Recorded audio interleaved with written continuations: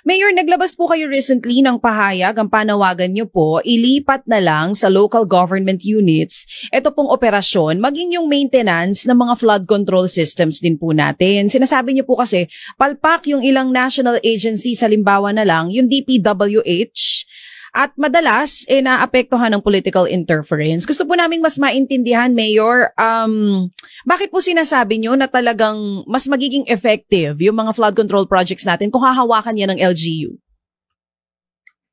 Hindi naman guarantee na magiging effective, ano. Maaring may papalpak din mga mayor o maaring merong magiging epektibong mayor, pero ang katulad kasi kapag ka sa lokal, Manong Ted, DJ Chacha, may pananagutan sa taong bayan.